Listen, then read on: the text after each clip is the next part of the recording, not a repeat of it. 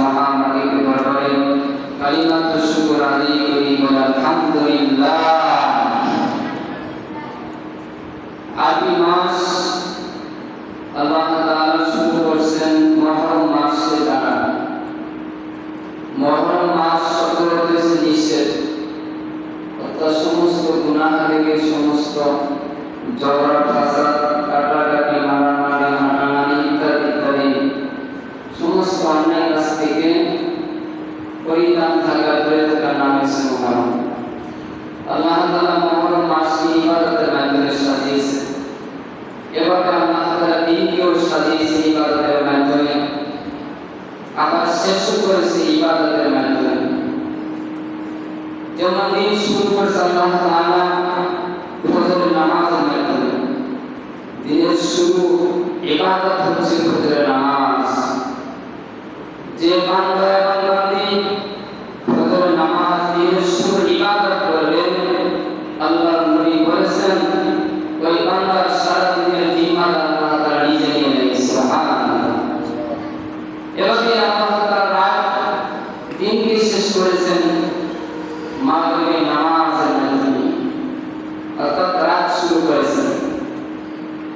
ঠিক তেমনি ভাবে আল্লাহ তাআলা মাসকে শুরু করেছেন ইবাদতের মাধ্যমে। মুহররম মাসের ভিতরে একটা ইবাদত রয়েছে আশুরার রোজা। আরে ভাই কেন বলতেছেন? মুহররম মাস আশুরার একটা রোজা রয়েছে। রাসূলুল্লাহ সাল্লাল্লাহু আলাইহি ওয়াসাল্লাম বলেছেন, আরবি মাসের প্রথম মাসে যারা এই আশুরা রোজা করবে, আল্লাহ তাআলা তাদের এক বছরের গুনাহ আল্লাহ তাআলা মাফ করে দেবেন। সুবহানাল্লাহ। একটা বছর ইবাদতের সওয়াব দেবেন। ঠিক তেমনি আল্লাহ তাআলা মাস যেমন ইবাদতের মাধ্যমে শুরু করেছেন, ঠিক তেমনি আরবি মাসের শেষ মাস জিলহজ মাস। আরবি মাসের শেষ মাসের নাম হচ্ছে জিলহজ মাস। সেই জিলহজ মাসে আজকে প্রথম জুমা। জিলহজ মাসের 10টা দিন আল্লাহ তাআলার কাছে অনেক প্রিয়। আল্লাহ নবী বলেছেন, আমি আশার দিন আমি কসম করে বলতে পারি, এবং আল্লাহ সূরা ফজরের মধ্যে কসমকে বলেছেন আল-ফাজ ওয়া লায়ালিন আশ। ওয়ালাইল আশ মানে হচ্ছে 10 রাতের কসম।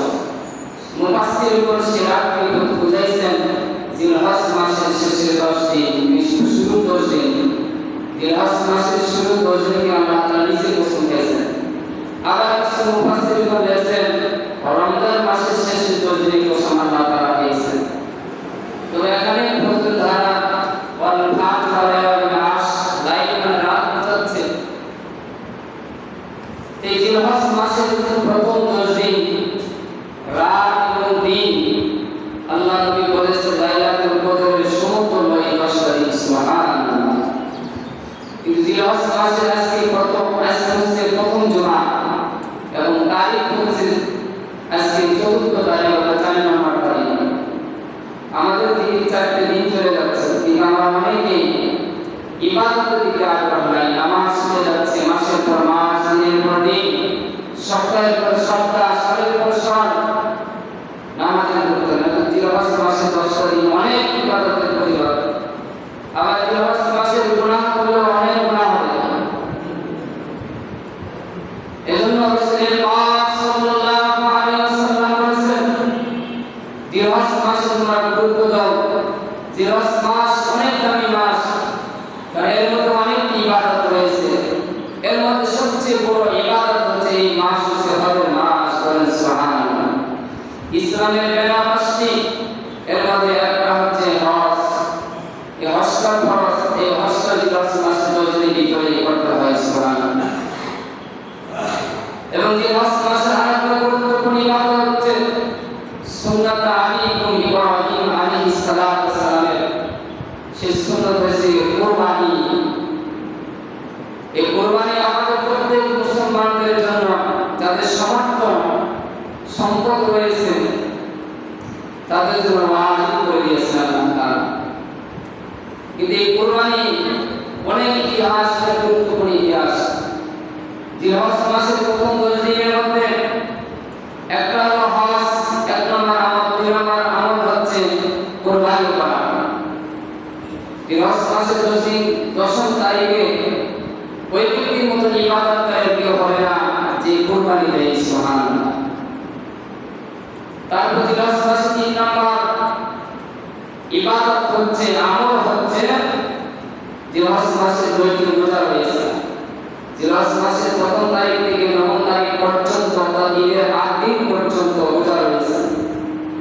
রাসূল পাক সাল্লাল্লাহু আলাইহি ওয়াসাল্লাম বলেছেন, যারা জিলহজ মাসের 2টি রোজা করবে, রাসূল বলেন তার জন্য আমলদারি এই বছরের মধ্যে কেউ হতে পারে না। সুবহানাল্লাহ। কারণ শেষ বারতা সফলতা আরবি মাসের শেষ মাস জিলহজ মাস আমাদের থেকে একটা বছর বিদায় নিয়ে যাচ্ছে। অথচ আমরা জানুয়ারি, ফেব্রুয়ারি, ডিসেম্বর মাসে আমরা তো আনন্দ ফুর্তি করে এক জিনিস আয়োজন করি, কিন্তু মুসলমানের সবচেয়ে গুরুত্বপূর্ণ মাস হবে আরবি মাসকে গুরুত্ব দেওয়া। কিন্তু আমাদের থেকে জিলহজ মাস শেষ মাস, আরবি মাসের শেষ মাস হয়ে যাচ্ছে, আমাদের কোনো খেয়াল নাই, এদিকে কোনো মনোযোগী নাই আমাদের। যে একটা বছর আমাদের থেকে বিদায় নিয়ে যাচ্ছে, আমরা কি করতে পেরেছি? আমরা সেই মাওলানা কারীমকে কতটুকু সন্তুষ্ট করতে পেরেছি? আমাদের আখিরাতকে আমরা কতটুকু সুন্দর করতে পেরেছি? আমাদের জিন্দেগিকে আমরা কত সুন্দর করতে পেরেছি? আমলের মাধ্যমে সাজিতে পারছি কিনা হিসাব করার প্রয়োজন ছিল। জিলহজ মাসের আজকে 4 নম্বর তারিখ আমাদের থেকে বিদায় নিয়ে যাচ্ছে, অর্থাৎ 4টি রোজা আমাদের থেকে বিদায় নিয়ে গেল। 3 নম্বর আমল জিলহজ মাসে রোজা করা বেশি বেশি, বিশেষ করে জিলহজ মাসে 8 এবং 9 তারিখ, অর্থাৎ 8 তারিখে আল্লাহ তাআলা ইব্রাহিম আলাইহিস সালামকে রুমের মধ্যে স্বপ্নে দেখিয়েছেন, তাকে বলা হয় লাইলাতুল তারবিয়া, আরবিতে বলা হয় লাইলাতুল তারবিয়া, স্বপ্ন। স্বপ্ন যুগে আল্লাহ তাআলা নবীকে বলতেছেন, হে আমার হাবিব খলিলুল্লাহ, তোমার সবচেয়ে প্রিয় বস্তু আমি আল্লাহর রাস্তায় জবাই করব, কুরবানি করব।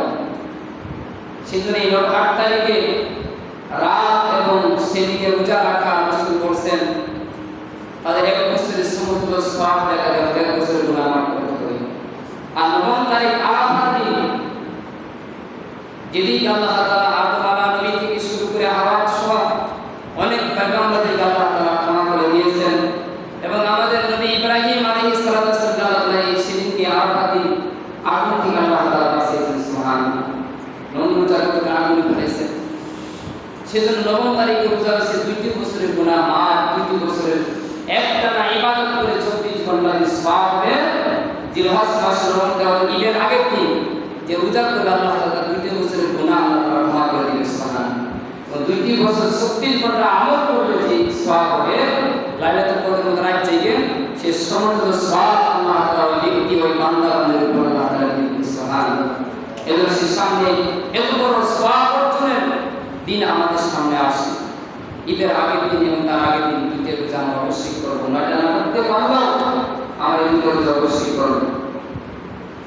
এভাবে জিলহজ মাসের 4 নম্বর আমল হচ্ছে বেশি বেশি দান সদকা করা, গরিবদের সাহায্য সহযোগিতা করা, যাতে সে ঈদের সময় আনন্দ ফুর্তি করতে পারে, শরীর সম্মত হবে। এগুলোদেরকে কিছু পোশাক পরিধান করে ঈদের ইত্যাদি আমল রয়েছে। এই দিনে আরেকটা আমল রয়েছে, 5 নম্বর আমল। রাসূল পাক সাল্লাল্লাহু আলাইহি ওয়াসাল্লাম বলেছেন, এই জিলহজ মাসে আল্লাহ তাআলা জিকির বেশি বেশি করতে হবে, তাকবীর বেশি বেশি করতে বলেছেন।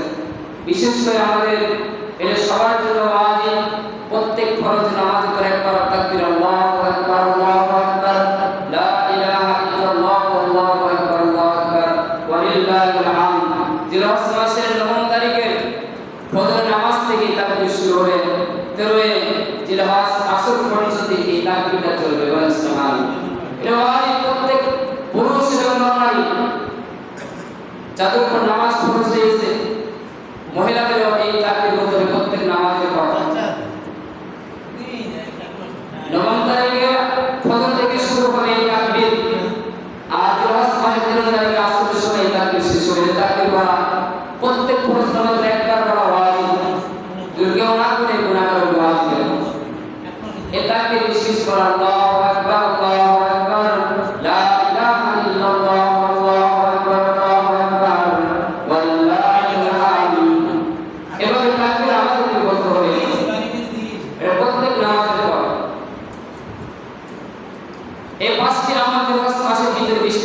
করেছে আল্লাহর নবী। আমরা রোজা করব, কোরবানি তাদের সম্বন্ধে যুক্ততা বেশি করব। এই তাকবীর কোন জায়গা থেকে এসেছে এটার ব্যাখ্যা আছে, অনেক সময় নাই। আল্লাহ তাআলা হযরত ইব্রাহিম আলাইহিস সালাম থেকে আমাদের কোরবানিকে শরীয়ত সম্মত করেছে। কোরআনের মধ্যে সূরা সাফফাত নামে একটা সূরা রয়েছে, এর 99 নম্বর আয়াত থেকে আল্লাহ তাআলা কোরবানি আলোচনা করেছেন। তার আগের আয়াতে আল্লাহ তাআলা বলেছেন ইব্রাহিম দুনিয়া থেকে নিয়ে এসেছেন। ইব্রাহিম নবী আলাইহিস সালাম নূহ আলাইহিস সালামের বংশধর। নূহ আলাইহিস সালামের 2000 পরে ইব্রাহিম আলাইহিস সালাম আল্লাহ তাআলা দুনিয়াতে পাঠিয়েছেন তাকে। তিনি এমন এক বংশের ভিতরে আল্লাহ তাআলা তাকে পাঠিয়েছিলেন যার পিতা ছিলেন মূর্তি পূজক এবং মূর্তি তিনি নিজে হাতে বানাইতেন, তিনি তৈরি করতেন। কত বড় ইব্রাহিম আলাইহিস সালাম, তার পিতার নাম ছিল আদর, এর কোরআনের আয়াত অনুযায়ী। আর বাইবেল ইহুদি খ্রিস্টানদের কিতাব অনুযায়ী তার বাবার নাম হচ্ছে তারাহ বা তারাহা। আর তার আম্মার নাম ছিল ইব্রাহিম আলাইহিস সালামের মাতার নাম ছিল উমাইয়া বা লুন বা বিন লুনতাইয়া, এভাবে একাধিক নাম রয়েছে। তো ইব্রাহিম আলাইহিস সালাম তার পৃথিবীর শুরু থেকে পৃথিবীতে আসার পর থেকে আল্লাহ তাআলা একের পর এক পরীক্ষা করেছেন। এর মধ্যে 5টি পরীক্ষা সবচেয়ে বেশি আল্লাহ তাআলা করেছেন, আর অনেক পরীক্ষা করেছেন। এর মধ্যে এক নম্বর পরীক্ষা হচ্ছে আল্লাহ তাআলা যে বংশের মধ্যে পাঠিয়েছেন সে তার বংশ সবাই ছিল মূর্তি পূজক, শিরক, গাছের পূজা, মাছের পূজা, সূর্যের পূজা ইত্যাদি পূজা তারা করত তার বংশের লোকেরা। আল্লাহ তাআলা সেই বংশের ভিতরে একটা আলো বানিয়ে দিয়েছেন, নূরের মনোনীত নবীকে আল্লাহ তাআলা বানিয়েছেন। তিনি দেখেন তারা নিজে হাতে মূর্তি বানায়, আবার তারা তাদের খাবার খেতে পারে না, আবার তারা সেখানে সেজদার তার কাছে অনেক কিছু চায়, আবেদন করে, দোয়া মানত করে। আসলে যারা আল্লাহ তাআলা তাদেরকে ভালো সন্তান বানাবেন, আমলদার নেককার মুত্তাকি আমলওয়ালা আল্লাহ তাআলা বান্দা বানাবেন, তাদের আল্লাহ তাআলা ছোটবেলা থেকেই তাদের আল্লাহ অনেক জ্ঞান বুদ্ধি দেয়, আমলের দিকে আল্লাহর দিকে তাবিত করে। সুবহানাল্লাহ। দেখবেন আপনার সন্তান দিনদার হবে কিনা, ভালো হবে কিনা একটা আলামত আছে, তার চাল চলন কথাবার্তা দেখে বোঝা যায়। ঠিক তেমনি তিনি যে নবী হবেন আল্লাহ তাআলা তার ভিতরে এমন জ্ঞান দিয়েছিলেন, এমন বুদ্ধি দিয়েছিলেন, হিকমত দিয়েছিলেন। তিনি দেখলেন যে আমার বাবা যারা আমার বংশের লোকেরা দাদা তারা নিজের হাতে মূর্তি বানায়, যিনি কথা বলতে পারে না, খাইতে পারে না, বিপদে পড়লে সাহায্য করতে পারে না, নড়তে পারে না, চলতে পারে না, আবার তার কাছে তারা প্রার্থনা করে শক্তি চায়। কেমন খোদায়, এটা আমার বিশ্বাস হয় না, আমি তাকে সেজদা করতে পারি না। এভাবে দেখে সূর্য, তিনি গবেষণা শুরু করেন যে সূর্য মনে আমার খোদা হতে পারে, তিনি পৃথিবী এত সুন্দর পৃথিবীকে আলোকিত করেন। দেখেন সন্ধ্যা হয়ে গেলে সেই সূর্য আর থাকে না, দেখেন রাতে আবার আরেকটা উঠে, তিনি বলেন সেই খোদা হতে পারে। এভাবে আল্লাহ তাআলা কে পাওয়ার জন্য তিনি অনেক চেষ্টা করেছেন, অনেক কথা আছে, বলার সময় নাই। এভাবে তার শুরুতেই পরীক্ষা শুরু হয়ে গেছে। পরে লাস্টে থেকে তার বংশলোকদের, তার বাবা সহ তার বংশলোকদের বললো যে তুমি আপনারা যে মূর্তি পূজা করেন খোদা মানে তিনি তো কিছুই করতে পারে না, বরঞ্চ তাকে আপনারা নিজের হাতে বানান। কেমন খোদা, এটা আমি সেজদা করতে পারি না, মানতে পারি না। এভাবে একাধিকভাবে যখন তার লোকেরা মূর্তি পূজার জন্য, মূর্তি ডুবানোর জন্য আয়োজন করছে, মূর্তি ডুবাবে, ওই সময় তিনি বলে যে আমি অসুস্থ, আমি যাবো না তোমাদের এই আয়োজনে। একটা হিকমত খাটিয়েছেন, বুদ্ধি খাটিয়েছেন। তিনি না যেয়ে তিনি সবাই যখন ওই মূর্তিকে সেজদা করে দোয়া বানিয়ে যখন মূর্তিকে ডুবাইতে গিয়েছেন, এই সুযোগে তিনি সুযোগের সদ ব্যবহার করেছেন, সুযোগ হাত ছাড়া করেন না। তিনি ওই মূর্তির ঘরের ভিতরে যায়, তিনি সমস্ত মূর্তিকে তিনি ভেঙে ফেলেছেন, মাফ করে ফেলেছেন। তিনি সবচেয়ে বড় মূর্তিকে তিনি রেখে দিয়েছেন। কেন রেখে দিয়েছেন? এখানে মূর্তি খেলেছেন। অনেক ব্যাখ্যা রয়েছে। তিনি সেই বড় মূর্তির ঘরের ভিতরে তিনি কোরআন রেখে দিয়েছেন। এখনো সেই কোরআন কিন্তু এখন আছে, বড় মূর্তি, 10 হাতের মূর্তি। আমরা যারা মূর্তি দেখেছি এমনিতে দেখবেন এশিয়ার মূর্তি আর আছে, কারণ তিনি এখানে হিকমত খাটাইছেন, বুদ্ধি খাটাইছেন যে যখন তারা মূর্তি ডুবাই আসে তাদের আবার কিন্তু এই হিন্দু এবং ইহুদি খ্রিস্টানরা কিন্তু এই মূর্তি করে যায় আবার সেদ্ধ করে তখন তারা যাদের বাড়িতে যায়। সবাই মূর্তি করে যখন এসে দেখি যে মূর্তি সব বাংলা, শুধু বড়টা দাঁড়িয়ে আছে। কে বাংলা? কারা বাংলা? তখন একজন বলল যে এখন তো কেউ ছিল না, শুধু ইব্রাহিম, আজরের স্ত্রী ইব্রাহিম ছিল, আর কেউ ছিল না। তিনি তো আমাদের মূর্তি বিরুদ্ধে করে তিনি বলে মানছেন, তাকে ডাক দিয়েছেন। তখন তিনি সেখানে হেকমত খারেছি করে বলতেছে যে তুমি তোমার মূর্তিকে পূজা করো, তার কাছে শক্তি চাও, বিপদে বলে সন্তান চাও, ইত্যাদি চাও, তাকে জিজ্ঞেস করো কে মারছে, তোমাদের খুদা দামি খুদা, তাকে জিজ্ঞেস করো তাহলে বাবা। তখন বলতে সে তো কিছু বলতে পারে না। তখন ইসলামী সুযোগে বলতেছে যিনি তোমাদের মূর্তিকে ভেঙে ফেলেছে, জন্য বিচূর্ণ করে ফেলেছে, সেই বিপদ থেকে যে রক্ষা পেতে পারে না আর সে কথা বলতে পারে না, কে জন্য বিচূর্ণ করে ফেলেছে, ভেঙে ফেলেছে, আর তাকে তোমার খোদা মানে সে খোদা হইতে পারে না, সে তোমাদেরকে বাঁচাও, তোমাদের দুনিয়া আখিরাতকে ধ্বংস করবে, তাকে তোমরা মেনো না। এভাবে যখন তিনি কঠিন হুঙ্কার দিলেন, যারা কিনি তারা বলে না কিন্তু সত্য কথা বলেছেন। আর যারা কাফের মুশরিক তাদের আল্লাহর হেদায়েত থেকে আল্লাহ তাআলা পূর্ণ করে দিয়েছেন, সৃষ্টির শুরুতেই তাদের কলব ধ্বংস করে দিয়েছেন আল্লাহ তাআলা হেদায়েত থেকে। তারা বলে না তুমি আমাদের বাপ দাদা ধর্মের বিরুদ্ধে তুমি কথা বলতেছো, আমাদের বাপ দাদারা ধর্ম এইভাবে মূর্তিকে সেজদা করার কাছে আবেদন করেছে, তারা খোদা মানছে, তোমরা আমাদের বাপ দাদা ধর্মকে চুলকালি মাখাচ্ছ, তোমাকে মেরে ফেলবো। এবং আমাদের মুসলমানদের ভিতরে অনেকে আছে যে বাপ দাদা থেকে আমরা এই আমল করে আসছি, বাপ দাদা থেকে অমুক আমল করে আসছি, বাপ দাদা আমাদের দলিল নয়, দলিল হচ্ছে কোরআন ও হাদিস। দুর্বল বাপ দাদা আমাদের দলিল, তাহলে ওই যে নমরুদের মতন আপনার ইমান হারা হয়েছে। আপনার বাপ দাদার কি ছিল? দুটি করে থাকছে, কত কুড়ে করে থাকছে, আপনার খালি তাতে থাকেন। আমার বাপ দাদা থেকে এমন করে এসেছি, এমন করে এসেছি, অমুক করে এসেছি, অমুক করে এসেছি, এটা দলিল নয়। বাপ দাদা দলিল নয়। বাপ দাদার মধ্যে কয়দিন শিক্ষিত ছিল, কয়দিন আগে ছিল, বুঝতো না। ঠিক তাহলে এটা যদি বলেন তাহলে ইব্রাহিম নবীকে গুরুত্ব রাখা আর নবীদের গুনাহ ইমান থাকে, ওগুলো নিষ্পাপ মাসুম। তা ইব্রাহিম আলাইহিস সালাম বলেন না আমি তোমাদের মূর্তিকে মারি না, আমার খোদা একজন আছে, আমার একজন আল্লাহ আছে যিনি আমাকে চোখ দান করেছেন, আমাকে কথা বলার শক্তি দিয়েছেন, আমাকে হাত দ্বারা কাজ করার শক্তি দিয়েছেন, পা দ্বারা চলার শক্তি দিয়েছেন, আমাকে সব কিছু শক্তি দিয়েছেন। তিনি আমার রব, তিনি আমাদের একজন রব রয়েছে, তাকে আমি খুঁজে বের করবি। সুবহানাল্লাহ। এভাবে কঠিন হুঙ্কার দিলেন। ওই সময় তিনি একাই, আর সবাই তো তার বংশধরের আবাসী নমরুদ ছিল তাদের দেশের রাষ্ট্রপ্রধান, তার কাছে খবর পাঠাইলেন যে অমুকের আবার রাষ্ট্রপ্রধান নমরুদের বডিগার্ড, দেখবেন দেশে যে প্রধান থাকে তাদের বডিগার্ড থাকে না, সেই বডিগার্ড ছিল এই ইব্রাহিমের বাবা আজর বলেন। সুবহানাল্লাহ। বলতেছেন রাষ্ট্রপ্রধান আপনার বডিগার্ডের ছেলে আমাদের মূর্তির বিরুদ্ধে, আমাদের খোদার বিরুদ্ধে সে আন্দোলন শুরু করছে, আপনি আজরকে বলেন তার সন্তানকে ঠিক করতে নাহলে আমাকে মেরে দিবেন। এবার একাধিকভাবে অনেক ইতিহাস, কিন্তু ইব্রাহিম নবীকে একসারা পরিমাণ তাকে সেজদা করাইতে পারেনি মূর্তির কাছে। বলেন সুবহানাল্লাহ। তারা ছিলেন নবী, তারা ছিলেন জান্নাতি।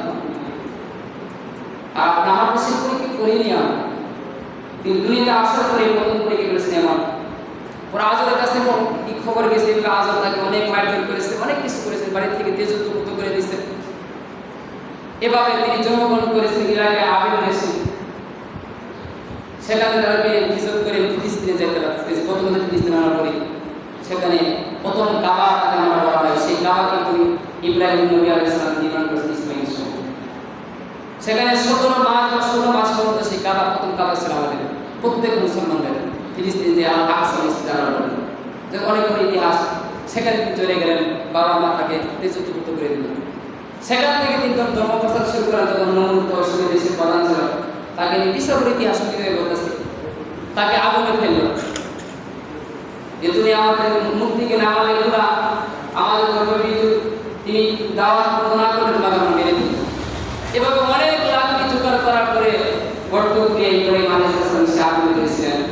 সেখানেও কিন্তু আল্লাহ তাআলা ইব্রাহিম নবী আগুনে থেকে তিনি আল্লাহ তাআলা বাঁচিয়েছেন। বারকা ওয়া সালামুন আলা ইব্রাহিম। আল্লাহ তাআলা বলেছে, আমার বন্ধু খলিল ইব্রাহিমের জন্য আগুন তুমি ঠান্ডা হয়ে যাও। সুবহানাল্লাহ। এভাবে এত বড় কঠিন আগুনের মধ্যে ফেলেছিলেন যে একটা জিনিস ফালানোর সাথে সাথে পুরো ছাই হয়ে গেলেন না। কিন্তু আল্লাহ তাআলা যখন আগুনটা লাগবে, সমস্ত লাকড়ি পুড়ে ভস্ম শেষ হয়ে গেছে।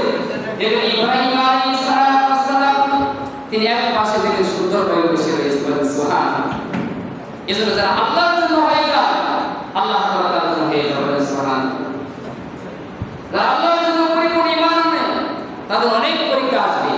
যার যদি ঈমান মজবুত, তার তত কঠিন কঠিন পরীক্ষা আল্লাহ তাআলা দিবেন। কিন্তু ধৈর্যশীল হতে হবে। ইন্নাল্লাহা মা'আস সাবিরিন।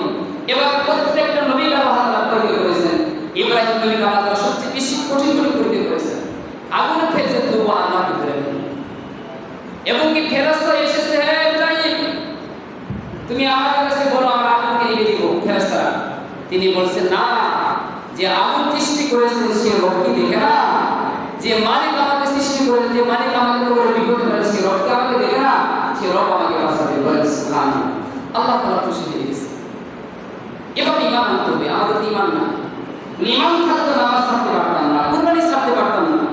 কুরবানি ওয়াজিব, সবচেয়ে বড় ইবাদত আমাদের সবার জন্য। কুরবানি নামাজ হাদিসের মধ্যে আছে, আপনি কুরবানি দেন বাজি দেন না কেন, নামাজ না পড়লে কুরবানি হবে না। আল্লাহ সূরা কাউসার মধ্যে বলেছেন, ইন্না আতাইনাকা কাউসার, যে হাউজে কাউসার তারাই পাবে যারা দুটি আমল করে। প্রথমে গেছে ফাসসাল্লি লিরাব্বিকা ওয়ানহার, প্রথমে গেছে নামাজ। হাউজে কাউসার কথা একদিন বলছিলাম যে কিয়ামতের ময়দানে যখন আল্লাহ তাআলা আরশ ব্যতীত কোনো আরশ থাকবে না, ওই সময় সূর্য আধা হাত বা সোহাত মাথার উপর আসবে। গরমের মানুষের ঘাম পড়তে পড়তে ভাতে চামড়ার মধ্যে ফুটতে থাকবে। বাতের মধ্যে যেন বাঘ ফুটে আসলে দমদম একটা শব্দ হয়। এমনভাবে আমাদের যারা গুনাহগার, তখন আরশের নিচে ছায়া না পাবো, খোলা আসমান এসে থাকবে, সূর্যের নিচে থাকবে, তখন আমাদের অবস্থা কেরাসিন হয়ে যাবে। ওই সময় যারা একটু হাউজের কাছে পানি পান করবে, নবী পাক সাল্লাল্লাহু আলাইহি ওয়াসাল্লাম বলেছেন, এক পেয়ালা পানি যারা পান করবে 50,000 পর্যন্ত তাদের পানির পাশে চলে যাবে। সুবহানাল্লাহ। খমসিনা হাসান আল্লাহ কোরআন বলেছে 29 নম্বর। এই হাউজের কাছে পানি তারাই পাবে যারা নামাজ পড়বে, ফাসসাল্লি লিরাব্বিকা ওয়ানহার, এবং ওয়ানহার যারা কুরবানি করবে তারা পাবে। সুবহানাল্লাহ। কিন্তু আমরা এই দুইটা আমলের মধ্যে আমরা সবাই পেয়েছি, নামাজ নাই। আদি মাস আমাদের বছর, একটা বছর শেষ হয়ে যাচ্ছে, একটা বছর আমাকে বিদায় নিয়ে যাচ্ছে। একটা বছর কি করলাম হিসেব করা যায় না। অথচ আল্লাহ নিজে সময়ের বছর থেকে অনেক কিছু করার মধ্যে ওয়াল খাজ ওয়ালায়ালিন আশ ওয়াল বুরুজ ওয়াশ শামসি ওয়াদ দুহা ওয়াল আসর, এভাবে একাধিক সূরার মধ্যে আল্লাহ তাআলা সময়ের বছর দিয়েছে। সময় আল্লাহ তাআলার কাছে অনেক দামি।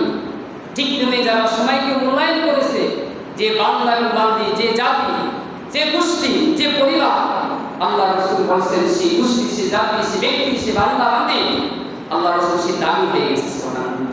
এই সময়কে মূল্যায়ন করেছে, সে দামি হয়ে গেছে। কিন্তু আমরা সময়কে উপস্থিত করি বেশি, অথচ এই সময় হিসেবে আমাদেরকে যারা যারা আল্লাহ বানিয়ে এক যারা পরিমাণ সময় আমরা যারা উপস্থিত করেছি, এই হিসেবে কিন্তু আল্লাহ তাআলা দিতে হবে। হাসরের ময়দানে 5টা হিসেব ছাড়া কেউ আমরা এক যারা পরিমাণ সামনে অগ্রসর দিতে পারবো না। যেমন একটা সময় আমি আল্লাহ তাআলা সময় দিয়েছিলাম, জীবনকাল দিয়েছিলাম, তোমরা জীবনকাল সময়কে তোমরা কোন কাজে ব্যয় করেছো? অর্থ সম্পদ দিয়েছে, এত কোন কাজে ব্যয় করেছো? এবং একাধিক আল্লাহ তাআলা হিসেব নেবে। আমরা নামাজকে কতভাবে আমরা অনর্থক করে ছেড়ে দিচ্ছি। মুসলমান কাপড় করতে কিছু নামাজ, আপনার মতো বিশ্বের বাইরে ছিল নামাজ। যে নবী 63 বছর আমাদের জন্য আছে, যে নবী সারা কিয়ামত পর্যন্ত আপন কেউ হবে না। আদম আলাইহিস নবী নিজের জন্য কাঁদতেন, সমস্ত নবী নিজের জন্য কাঁদতেন, কিন্তু আপনার নবী শুধু কাঁদিয়া আপনি উম্মতি বলেন। সুবহানাল্লাহ। সে নবী নামাজ জন্য কাঁদছে, শেষ বিদায় বলছে, হে আমার উম্মতরা, নামাজ কায়েম করো। তাই নামাজ পড়তে হবে, নামাজ ছাড়া কুরবানি করতে হবে না। দ্বিতীয় হচ্ছে কুরবান। ইব্রাহিম আলাইহিস সালামকে 3 নম্বর পরীক্ষা আল্লাহ তাআলা করেছেন, সন্তান আল্লাহ তাআলা দেয় না। 86 বছর বয়সে আল্লাহ তাআলা একটা সন্তান দিলেন। আল্লাহকে দোয়া করতে আল্লাহর কাছে বলতেছেন রব্বি হাবলি মিনাস সালিহিন,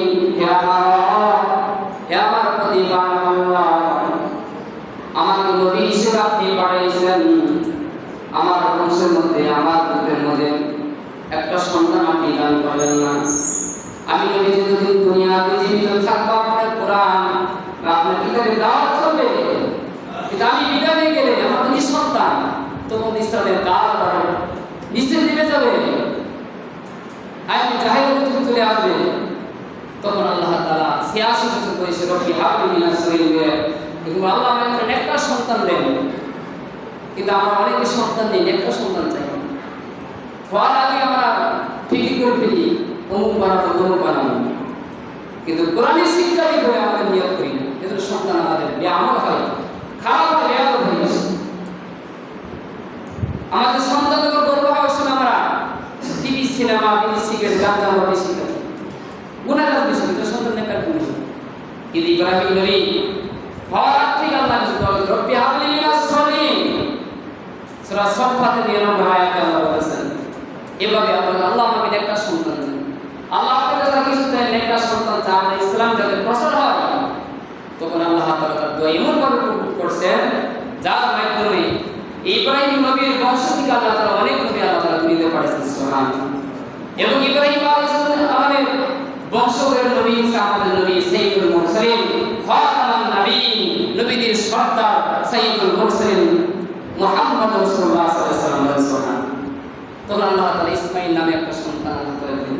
সেই সন্তানটা আসলে একটা ছিল, আমাদের সলেহ ছিল, সত্যবাদী সন্তান ছিল, সুবহানাল্লাহ। যেমন বাপ্পা বেটা একটা কথা আছে না, বাপ যেমন সন্তান তেমনি আল্লাহ তাআলা দিয়েছেন। আল্লাহ কাছে চাইলে আল্লাহ অবশ্যই দেয়, কিন্তু আমরা চাইতে পারি না।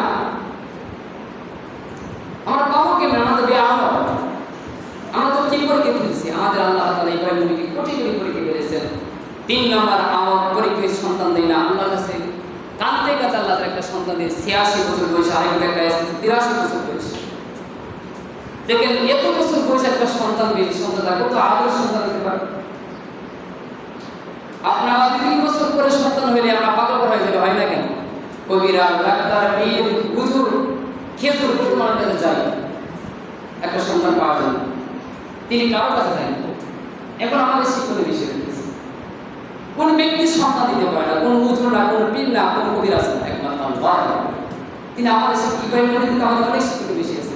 ব্যাখ্যা করার সময় লাগে, আসতে সেই সময় একটু সময় নেবে বেশি, অনেক মাসালা করতে যায়, ব্যাখ্যার সঙ্গীত পাই দিতেছে। এবার আপনাকে দোয়া করার পর আল্লাহ একটা সন্তান দিলেন। 86 বছর বয়সে একটা সন্তান পাইছেন, কত আদরের সন্তান। সন্তান আল্লাহ দিলেন দেরি করে, আবার সেই সন্তানকে আল্লাহ বলতেছেন স্বপ্নের মাধ্যমে, যে রস মাসে 8 তারিখে স্বপ্নে দেখে আল্লাহ, হ্যাঁ ফলে ইব্রাহিম, এখন অনেক ব্যাখ্যা আছে, শয়তান আল্লাহর কাছে বলতেছে আল্লাহ তোমার বন্ধু তোমার মনে মিলে গেছে সন্তান, আগে তোমার ইবাদত বেশি বেশি করতো, তোমার কাছে কাঁদতো, এখন সন্তানের বেশি সময় কাটা বেশি, মনে তোমাকে ভুলে গেছে, শয়তান ধোঁকা দিচ্ছে। আল্লাহ বলতেছে না, আমার বন্ধু আমাকে কখনো বলতে পারে। তখন শয়তান বারবার বলতেছে আল্লাহ না, ভুলে গেছে না। তোমরা ঠিক আছে, আমি আমার বন্ধুকে পরীক্ষা করি, কি পরীক্ষা করবো সেটা করো, তো তোমার এই বন্ধু এই সন্তানকে কোরবানি করতে হবে, যে কেমন তোমাকে মহাব্বত করিস। তা আল্লাহ ঠিক স্বপ্নের মাধ্যমে দেখেন, ব্যাখ্যা সুবিধে বলতেছে অনেক ব্যাখ্যা, যে হ্যাঁ ইব্রাহিম তোমার সবচেয়ে আল্লাহ তাআলা সরাসরি গ্রহণের সন্তান পাবে। 3 স্বপ্ন দেখেছে, ইব্রাহিম তোমার সবচেয়ে প্রিয় বস্তু, এখান থেকে আমাদের শিক্ষা দিয়েছে সবচেয়ে প্রিয় বস্তু, সবচেয়ে মহাব্বতের জিনিস আমাদের আল্লাহর কাছে কোরবানি করতে হবে, নিয়ন্ত্রণ করতে আল্লাহর জন্য, একমাত্র আল্লাহর জন্য, রেজাই আল্লাহর জন্য কোরবানি করতে হবে। সমস্ত আমল, শুধু কোরবানি না, যেহেতু আমল রয়েছে ইসলামে সমস্ত আমল, এগুলো আল্লাহ তাআলা কোরআন করেছেন, কুল ইন্নাস সালাতি ওয়া নুসুকি ওয়া মাহইয়ায়া ওয়া মামাতি লিল্লাহি রাব্বিল আলামিন, সমস্ত আমল। হ্যাঁ, তবে এখানে মুফাসসিরগণ ব্যাখ্যা দিয়েছেন, এবং হযরত আলী থেকে একটা হাদিস আছে যে কোনো ব্যক্তির পক্ষ থেকে দিতে পারে, নামে না। যেমন দেখেন আমি দান করি, অমুক মাদ্রাসা দান করি, কি বলেন যে ভাই আমি আব্দুর রহমান আমার পক্ষ থেকে অমুক মাদ্রাসা দান করলাম, অমুক জায়গায় দান করলাম, মানে পক্ষে, নামে না। একটা হচ্ছে পক্ষে, একটা হচ্ছে নামে, বিবাদান স্ট্রিক্ট, তেমনই কোনো নামে নয় যে আমার পক্ষ থেকে আল্লাহর রাস্তায় দান করলাম। পক্ষে থেকে নামে না, আমাদের নিয়ত পরিবর্তন করছে, কিন্তু সব আল্লাহর জন্য এই আয়াতের মধ্যে বলছে। এই আয়াতের মধ্যে প্রথমেই বলছে যে আমার নামাজ, যে কুরবানির শুরুতে কি বলছে নামাজ। আমরা অনেকে কুরবানি নামাজ পড়ি, অনেক আছে, আর অনেক আছে নামাজ পড়ি কুরবানি নেই, এই দুটো গুণ আমাদের গুণ আছে, দুই দল আছে। যাই হোক, ব্যাখ্যা করে অনেক সময় ব্যাখ্যা লাগবে, ব্যাখ্যাতে সময় নেই। এই সমস্ত আমার আল্লাহর জন্য, সেজন্য সবচেয়ে প্রিয় বস্তু, সবচেয়ে দামি জিনিস, মোটা তাজা গরুদের বা গম্বাদের বা ছাগলের দিতেই দেন, এটা সবচেয়ে দামি জিনিস দিতে হবে, ভালো জিনিস দিতে হবে, কোনো অসুস্থ না, সিং ছাড়া নয়, কানা অন্ধ ইত্যাদি যে বিষয়গুলো আছে এগুলো দেওয়া যাবে। অনেকে জানে, আমি সরাসরি সময় দিই, বেকাদের সময় নেই। এবং কি গরুর বয়স কত হবে? 5 বছর। গরু হবে উট এবং মহিষ, এই দুটো 5, বিশেষ করে উটের বছর 5 বছর বিক্রি হবে। আর গরুর এক মুবাসে লেখছেন 2 বছর হইল। গরু হবে মহিষ। 6টা বস্তু দ্বারা কুরবানি করা জায়েজ এবং দিতে পারবে।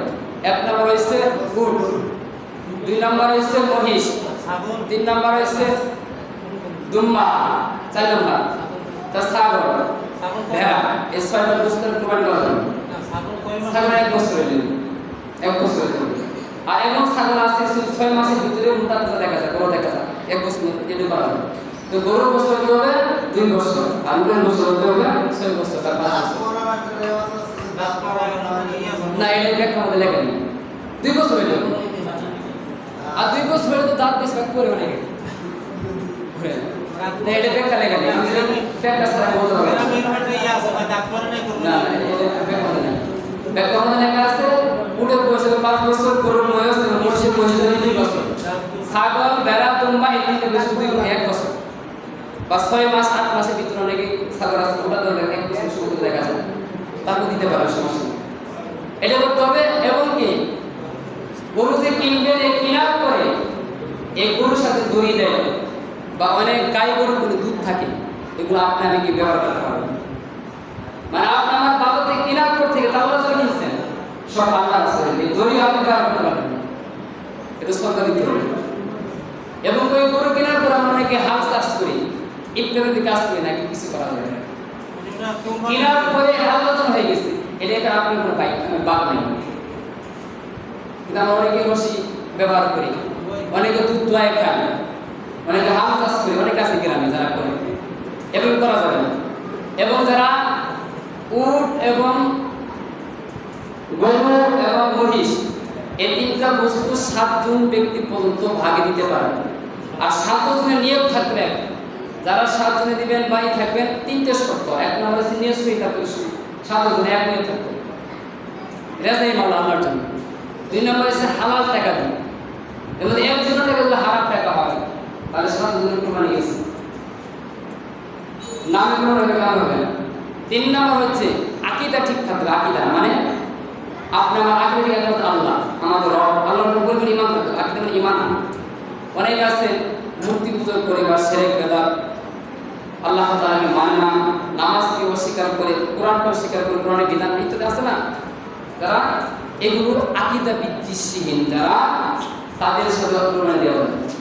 এই 3টা, 1 নম্বর সহিহ নিয়ত, 2 নম্বর হালাল টাকা, 3 নম্বর হচ্ছে আকীদা সহিহ।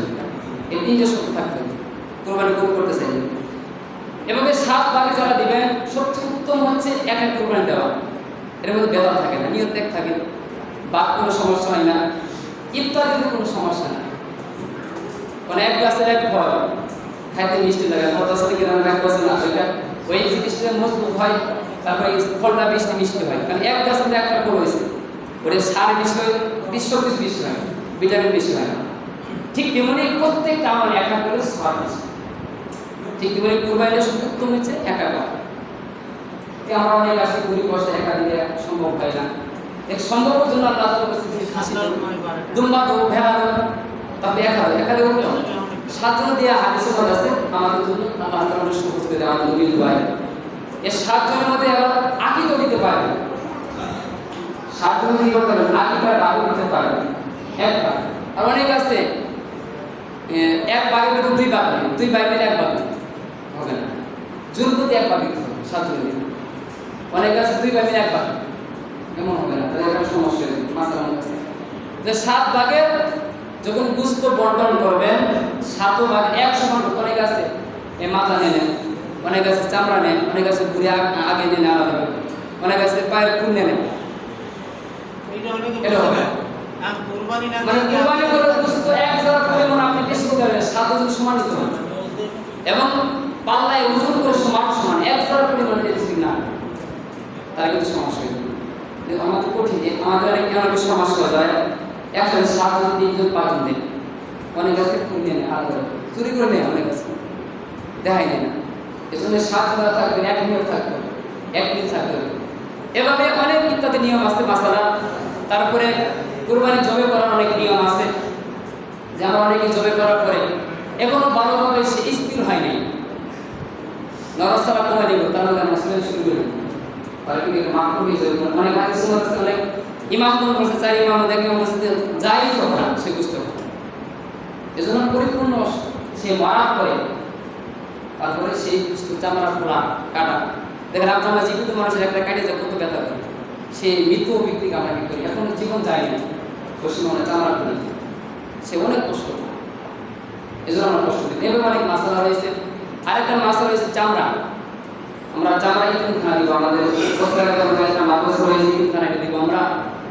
এবং গুস্ত 3 গঠন করবেন, একটা হচ্ছে নিজের, 2 নম্বর হচ্ছে আত্মীয় স্বজন, 3 নম্বর গরিব অসহায় যারা আছে আমাদের পাড়া প্রতিবেশী, এই 3টা গঠন করতে হবে। একবার নিজে খেতে হবে, আরেকবার গরিব অসহায় যারা আছে তাদের দিতে হবে, আরেকবার যারা আত্মীয় স্বজন আমাদের রয়েছে এর মাধ্যমে আমাদের আত্মীয় সম্পর্ক হয়। একবার দিলে একবার সব খাইতে হবে, যে একবার কথা ঠিক করে দিতে। তাহলে হ্যাঁ, আমার ঘরে 25 জন, আমি একবার দিছি, 25 জন আমার হয় না, এমন তো হয়তো পরিবার অনেক বিশাল করে পরিবার একবার কোন লাগে 22 কেজি খাইতে বসে খাইতে বসে তবে এই মাছ হচ্ছে তারা একা দিবে, একটা একটা রুটি, যে একা একটা রুটি